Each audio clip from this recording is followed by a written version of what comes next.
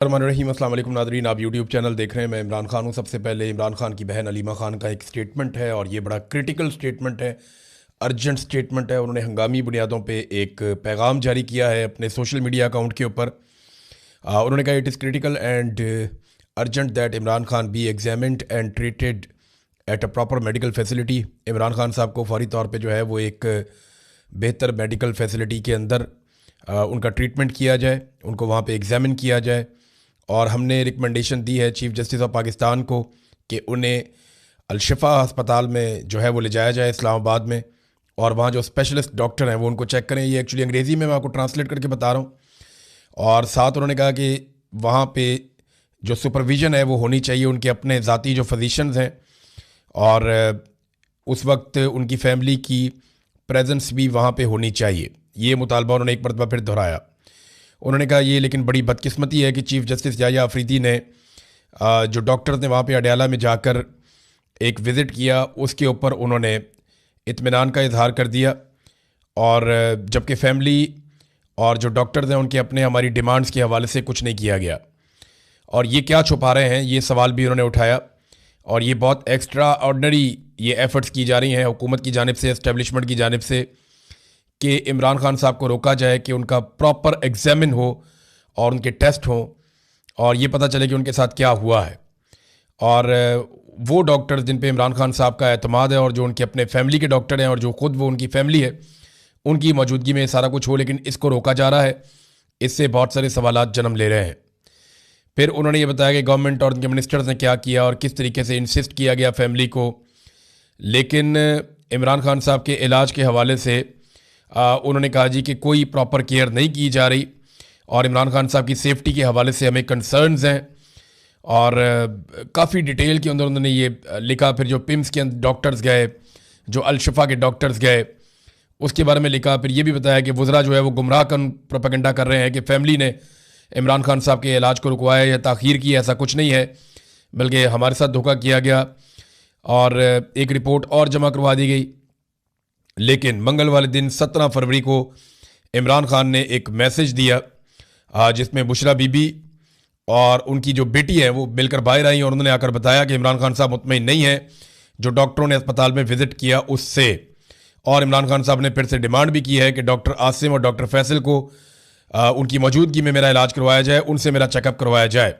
उन्होंने कहा हम रिजेक्ट करते हैं any medical report drawn up as a result of examination conducted in the absence of Imran Khan personal physicians and family members. हम ऐसी हर मेडिकल रिपोर्ट को मुकम्मल तौर पे मुस्तरद करते हैं जो इमरान खान साहब की फैमिली और ज़ाती मुआलजीन की मौजूदगी के बगैर बनाई गई है।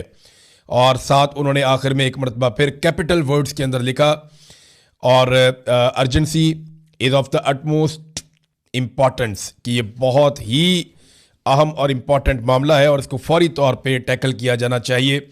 अब ये उन्होंने किसको कहा? देखें, फील्ड मार्शल तो इनकी बात सुन नहीं रहे, ना कोई और दुनिया में इनकी बात सुन रहा है। एक्चुअली अलीमा खानम ने ये पैगाम पूरी दुनिया की इंसानी हकूक़ की तंजीमों के लिए, दुनिया भर के मीडिया इदारों के लिए और दुनिया भर के उन लोगों के लिए जो इमरान खान साहब को सपोर्ट करते हैं उनके लिए जारी किया है, और पूरी दुनिया को बताया है कि सिचुएशन क्या है। और पूरी सिचुएशन को चंद पैराग्राफ के अंदर लिखकर उन्होंने रिपोर्ट कर दिया है। इमरान खान साहब को अब अस्पताल के अंदर ले जाया जाएगा और उनको लाना पड़ेगा, क्योंकि जेल के अंदर जो ये इंजेक्शन लगने का अमल है ये बहुत मुश्किल है। ऐसा मुमकिन नहीं है कि जेल के अंदर ये बड़े आराम से हो जाए। ये इमरान खान साहब को अस्पताल ही लाना पड़ेगा, और ये किस अस्पताल में लेकर जाएंगे इसके बारे में हम कुछ कह नहीं सकते। फैमिली जो है वो अलशिफा इंटरनेशनल हॉस्पिटल इस्लामाबाद के बारे में बज़िद है, वो कहते हैं वहीं पर लेकर आए, क्योंकि वहाँ पर सबसे ज़्यादा फैसिलिटीज़ हैं। यानी अडयाला जेल के करीब जिस अस्पताल में सबसे ज़्यादा सहूलतें हैं, जो सबसे शानदार हॉस्पिटल है इस किस्म के मामलात में, वो अलशिफा इंटरनेशनल हॉस्पिटल है। लेकिन हुकूमत और एस्टेब्लिशमेंट कुछ और करना चाहती है, और वो नहीं चाहेंगे कि इमरान खान साहब मंजर आम पे आए या उनका कोई स्टेटमेंट सामने आए। तो ये एक अजीबोगरीब सिचुएशन है। दूसरी तरफ पाकिस्तान तहरीक इंसाफ ने जो ऐलान किया कि इमरान खान रिहाई अमन फोर्स वो बनाएंगे, उसके हवाले से बिल्कुल खामोशी हो गई है। पाकिस्तान तहरीक इंसाफ के अंदर से ही मुखालफत पैदा हुई, और ये जो एक उम्मीद पैदा हो रही थी कि तहरीक इंसाफ एक नौजवानों की बड़ी फोर्स बनाएगी जो इमरान खान साहब की आज़ादी के लिए कोई रोला शोला डालेंगे, लेकिन या कोई हिकमत अमली बनाएंगे। अभी फ़िलहाल उसके ऊपर खामोशी है। देखना ये है कि डिस्कशन के बाद ये काम किया जा सकता है या नहीं किया जा सकता, क्योंकि इमरान खान साहब को रिहा करवाने के लिए फ़ैसला तो सड़कों पे होगा, इमरान खान साहब कहते हैं, या फिर इमरान खान साहब को और उनकी फैमिली को डील करनी पड़ेगी, जिसके लिए इमरान खान साहब तैयार नहीं है। और जो शराइत इमरान खान साहब रखते हैं वो बड़ी सख्त है। अब देखें, ये एस्टेब्लिशमेंट ने सोचना है, इमरान खान की शराइत जितनी भी सख्त हों, पाकिस्तान को उनसे नुकसान नहीं पहुंचेगा। वो मांगते क्या है? वो कहते हैं आप फ्री एंड फेयर इलेक्शन आप करवा दें और आप हर मामले की इंक्वायरी करवाएं, या आप जुडिशल कमीशन बना दें, चाहे 9 मई है चाहे 26 नवंबर है, जो वाक़यात भी हुए उनकी आप तहकीकात प्रॉपर तरीके से करवा दें, इंसाफ और कानून के मुताबिक। अदालतों पे दबाव डालना छोड़ दें, बेगुनाह लोगों की कैद ख़त्म कर दें। और ये जो आपने मुदाखलत की हुई है सियासत के अंदर, हर चीज़ के अंदर, ये मुदाखलत ख़त्म कर दें, वो एस्टेब्लिशमेंट को कहते हैं। ये चीज़ें पाकिस्तान को डिलीवर करेंगी। लेकिन मुझे नहीं लगता कि इनका ऐसा कोई इरादा है एस्टेब्लिशमेंट का। जिस तरीके से पाकिस्तान में लग्जरी तैयारे आ रहे हैं, इन तैयारों के बारे में मैं चंद चीज़ें आपको बता दूं। एक तो ये बहुत तेज़ तैयारे हैं, ये बड़े लंबे ट्रैवल कर सकते हैं, यानी ये तैयारे तो छोटे हैं लेकिन ये बड़ा लंबा सफ़र कर सकते हैं। बाद तैयारे ऐसे होते हैं उनको बार बार फ्यूलिंग की ज़रूरत पड़ती है। ये उन मामलात से आगे के तैयारे हैं, इनकी रफ्तार भी अच्छी है, ये लग्जरी भी बहुत है, इनका सफ़र भी बहुत महफूज है। तो ये वो तैयारे हैं जो नॉर्मली लेकर भागने के काम आते हैं। अब जिस तरह एक तैयारा मंसूब किया जा रहा है, कभी मोहसिन नकवी से, कभी आर्मी चीफ से, कुछ और लोगों के पास भी पाकिस्तान में तैयारे हैं। वज़ीर आज़म जो हैं वो भी तैयारा रखते हैं, दीगर लोग भी तैयारा रखते हैं, सिंध वाले जो हैं उनके पास भी तैयारे हैं, जरदारी साहब जो हैं वो भी तैयारा इस्तेमाल कर सकते हैं। इसी तरह पंजाब में मरीम नवाज़ ने भी तैयारा हासिल कर लिया है। फैमिली के 10, 12, 15, 17 लोगों को लेकर निकलना उनके लिए भी कोई मसला नहीं होगा। ऐसा लगता है कि भागने की तैयारियां हैं, जिस तरह तैयारे ये इकट्ठे कर रहे हैं। बहरहाल इन तैयारों के पैसे किसने दिए, कहाँ से आया इतना पैसा? क्योंकि पाकिस्तानी तो गरीब है, पाकिस्तानियों के पास तो पैसा नहीं है, यहाँ रोटी खाने का पैसा नहीं है, आधे पाकिस्तानी गुर्बत की लकीर से नीचे हैं। तो इन पाकिस्तानियों के पास तो इतने पैसे नहीं है कि ये तैयारे लेकर आए। तो इन्होंने पैसे कहाँ से दिए? इन तैयारों के कर्जे ले लेकर दिए। हालात ये हैं कि पंजाब, जहाँ पे मरीम नवाज की हुकूमत है, यहाँ पे इस वक्त कर्जे पहुंच चुके हैं 1700 अरब रुपए से जायद। ये उस्मान बुज़दार के दौर में 900 अरब के आसपास थे, कहीं पे इससे ज़्यादा थे, 900 अरब से ज़्यादा थे। ये बैरूनी कर्ज़ों की मैं बात कर रहा हूँ। और अब जो है वो बैरूनी कर्जे पहुंच चुके हैं लगभग 1700 अरब तक, यानी 1705 अरब तक पहुंच गए। 1705 अरब तक ये पहुंच गए। इसमें एशियाई तरक्याती बैंक के 20% हैं, चाइना से भी कोई 18-20% हैं, और 58% कर्जा जो है वो वर्ल्ड बैंक से लिया गया है। तो मरीम नवाज ने टका के कर्जे लिए हैं और पंजाब को कर्जों में डबो दिया उन्होंने। 2036 तक पाकिस्तानी ये कर्जे ही उतारते रहेंगे। कोई भी हुकूमत आएगी अगले 10 साल उन्होंने कर्जे ही उतारने हैं, और अपने लिए जहाज़ भी ले लिया।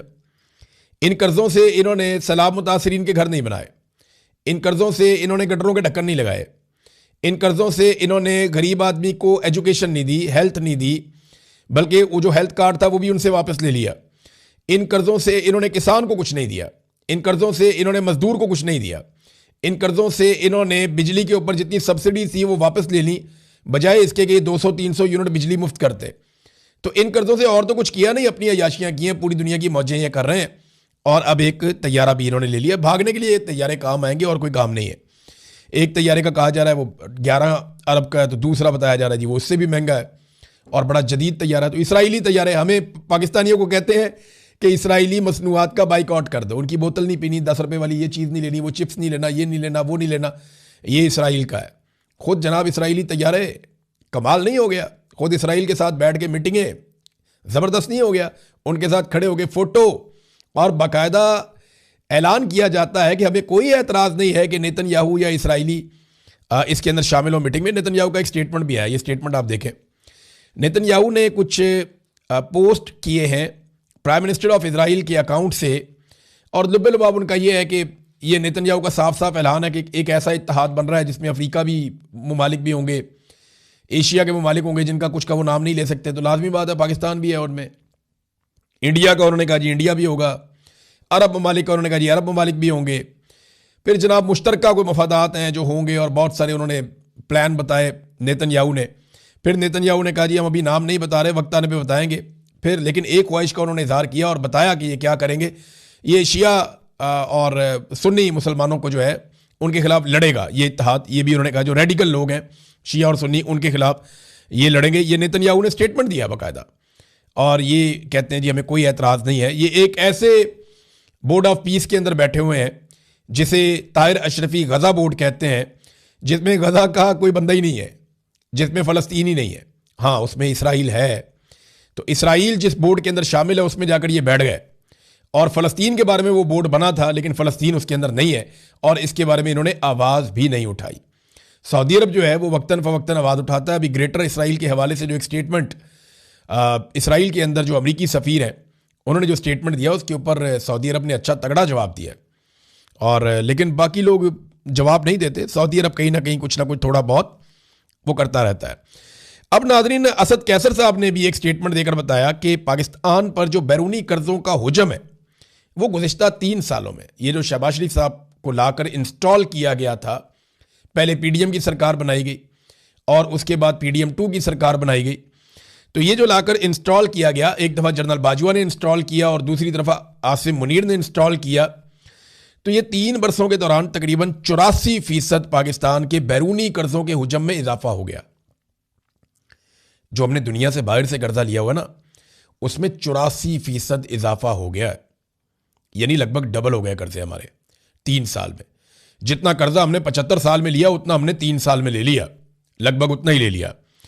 और बैरूनी कर्जों का जो मजमूई हुजम है वो 138 अरब डॉलर्स तक पहुंच गया है। अब एक बात आप जहन में रखें कि ये अभी भी कर्जे ले रहे हैं। 25 करोड़ डॉलर ये लेना चाहते हैं चाइना से, कुछ 60 करोड़ डॉलर इन्होंने लिए हैं एक निजी बैंक से, कुछ और जगह से भी ये कर्जे हासिल करने की कोशिश कर रहे हैं कि मज़ीद कर्जा पाकिस्तान को मिल जाए। लेकिन पाकिस्तान की जो क्रेडिट रेटिंग है जिसकी बुनियाद पे कर्जा मिलता है कि भाई ये पैसा वापस कर सकता है या नहीं कर सकता, क्रेडिट रेटिंग में सिंपल आपको मैं ये बता देता हूँ कि इसकी अहलियत क्या है। आप जब किसी को कर्जा देते हैं तो आप ये सोच कर देते हैं कि इसकी काबिलियत है वापस करने की या नहीं, ये वो क्रेडिट रेटिंग है। तो पाकिस्तान की मनफी में है, बी नेगेटिव, तो हमें कौन कर्जा देगा? तो अब हम गारंटर ढूंढते हैं कि जनाब आप हमारी गारंट, आप जाते हैं ना मोटरसाइकिल किस्तों पे लेने के लिए, बाद औक़ात लोग ये पाकिस्तान के अंदर मोटरसाइकिल या गाड़ी को किस्तों पे आपने ले ली, तो वो कहते हैं जी आपका गारंटर कौन है, तो वो कोई ना कोई गारंटर बीच में डालते हैं कि जनाब अगर आप नहीं दे पाएंगे तो फिर हम इनसे बात करेंगे, फिर ये आपसे निकलवा कर देंगे। तो अब पाकिस्तान जो है वो गारंटर ढूंढता है, कभी एशियन डेवलपमेंट बैंक को, कभी एक और बैंक है एशियन इंफ्रास्ट्रक्चर डेवलपमेंट बैंक कोई और है, वो उसको साथ इन्होंने मिलाया। तो कोशिश इनकी ये है कि इनको कर्जे मजीद मिल जाए। अब अगर ये मजीद कर्जे लेंगे तो ये सारे रिकॉर्ड तोड़ देंगे, बार बार IMF के पास जाते हैं, इससे पाकिस्तान का भला नहीं होता। और पाकिस्तान पे कर्जे चढ़ा चढ़ा के इन्होंने पाकिस्तान का ये हाल कर दिया। नाज़रीन, एक खबर मैं आपको और देता हूं, ये एक बयान हल्फी है, ये जरा आप देखिए, ये मैंने यहां पे रखा हुआ है। ये मुझे बयान हल्फी एक मेरे हाथ आया। अली अमीन गंडापुर को आपको याद होगा गिरफ्तार किया गया था 9 मई से पहले, जब अली अमीन गंडापुर के बाल काट दिए गए थे। उस वक्त हमने बड़ी आवाज उठाई थी अली अमीन गंडापुर के लिए। उससे कुछ अरसा पहले एक एक्टिविटी हुई थी जो पाकिस्तान की इंटेलिजेंस एजेंसीज ने की थी। हुआ यह था कि अली अमीन गंडापुर को आजाद कश्मीर के हवाले से बनाया गया था, मिनिस्टर इमरान खान साहब ने उन्हें बनाया हुआ था। वहां पे जो इलेक्शन हुए थे 2021 में, उसमें अली अमीन गंडापुर ने बहुत बड़े बड़े खांचे मार दिए थे, और वो रिपोर्टें पाकिस्तान की इंटेलिजेंस एजेंसियों तक पहुंच गई थी। तो बाद में जब अली अमीन गंडापुर को गिरफ्तार किया गया इस बुनियाद के ऊपर, तो अली अमीन गंडापुर के सामने कुछ बयाने हल्फी रखे गए कि जिन बंदों से तुमने पैसे लिए हैं ये इन बंदों ने बयाने हल्फी दे दिए हैं। और अब मुझे ये बात पता चलती है कि उस वक्त अली अमीन गंडापुर, क्योंकि मेरे पास जैसे ये कागज पहुंचे हैं, अब जिन्होंने बयाने हल्फी लिखकर दिए हैं वो लोग तो अभी भी जिंदा है ना, जिन्होंने अली अमीन गंडापुर को पैसे दिए वो लोग भी अभी जिंदा है। तो एक बयाने हल्फी मैं आपको अभी दिखा रहा हूं, आने वाले दिनों में आपको 4 से 5 और भी नजर आ जाएंगे। और इस पे एक जर्नलिस्ट हैं यहां इंग्लैंड में, अबरार कुरैशी साहब, वो इस पे काम कर रहे हैं और इसके ऊपर इन्वेस्टिगेशन कर रहे हैं। वो 1-2 और स्टोरीज पे काम कर रहे हैं। आपको बड़ा मजा आने वाला है, आने वाले दिनों में आपको पता चलेगा कि ये इमरान खान की फैमिली पे अटैक क्यों कर रहे हैं और अली अमीन गंडापुर क्यों एस्टेब्लिशमेंट की लाइन लेते हैं, ये सारा आपको पता चल जाएगा।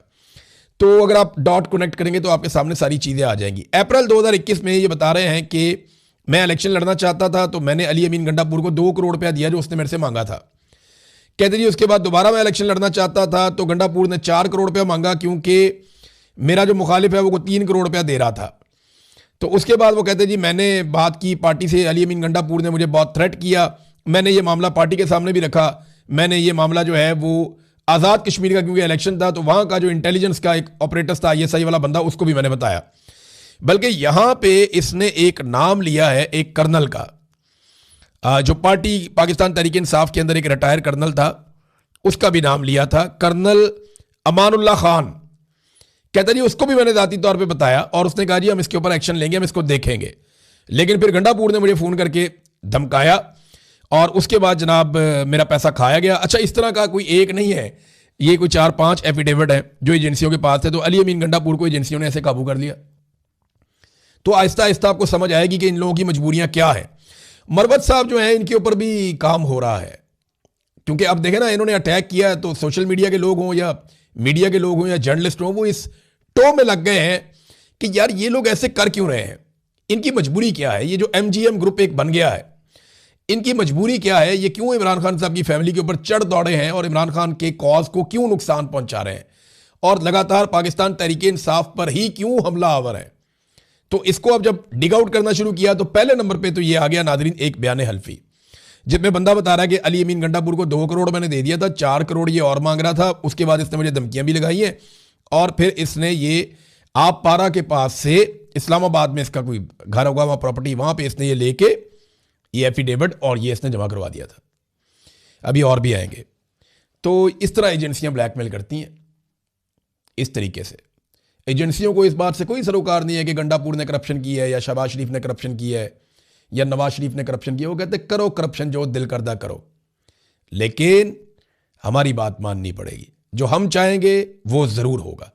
आप जैसे ही उनके किसी रास्ते में रुकावट डालते हैं तो वो आपकी चीज़ें लाके आपके सामने रख देते हैं। देखें ना, उस्मान बुज़दार की करप्शन की कितनी स्टोरियां थी। जैसे ही उस्मान बुज़दार ने कहा सर जैसे आप कहें, कोई करप्शन का मामला आया ही नहीं। जरदारी साहब की करप्शन की कितनी स्टोरियां थी, सारी दुनिया को पता है, क्रिस्टल क्लियर केसेस थे। जैसे ही उन्होंने कहा सर जैसे आप कहें, उनके केसेस खत्म। नवाज शरीफ आज तक अपना मनी ट्रेल नहीं दे सका। जैसे ही नवाज शरीफ ने कहा सर जूते किधर है,